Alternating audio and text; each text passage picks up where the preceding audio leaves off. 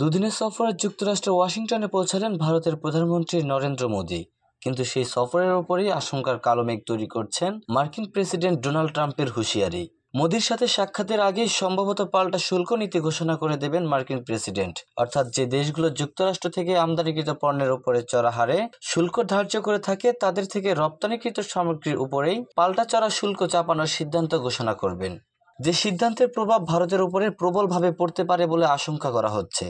আর মোদী যখন যুক্তরাষ্ট্রে আছেন সেই সময় ওই প্রতিশোধমূলক শুল্ক চাপানোর ঘোষণার মধ্যে বিশেষ তাৎপর্য আছে বলে মনে করছে সংশ্লিষ্ট মহল। এমনিতে মোদীর মার্কিন সফরের যা সূচি তাতে আজ বৃহস্পতিবার সকালে ওয়াশিংটনে স্থানীয় সময় অনুযায়ী ট্রাম্পের ক্যাবিনেটের সদস্যদের সাথে ভারতের প্রধানমন্ত্রীর সাক্ষাৎ হবে। আর তারপর সন্ধ্যায় হোয়াইট হাউসের ওভাল অফিসে ট্রাম্পের সাথে বৈঠক করবেন মোদী। তার আগে বুধবার হোয়াইট হাউসে ট্রাম্প স্পষ্টভাবে বলেছেন, আমি আজই পাল্টা চড়া হারে শুল্ক চাপানোর বিষয়টি ঘোষণা করতে পারি বা আগামীকাল সকালেই করতে পারি। ট্রাম্পের মন্তব্যের মধ্যেই বুধবার ক্যারোলিন লিভিট জানিয়েছেন, প্রেসিডেন্ট কেন পাল্টা শুল্ক চাপাতে চান তার নেপথ্যে একেবারেই সহজ যুক্তি রয়েছে। তার কথা, এটা একটা চিরন্তন নিয়ম যা আমরা স্কুলে শিখেছি, অন্যের সাথে সেই রকম ভাবেই আচরণ করুন যেভাবে আপনার সাথে ব্যবহার করা হবে আপনি নিজে আশা করেন।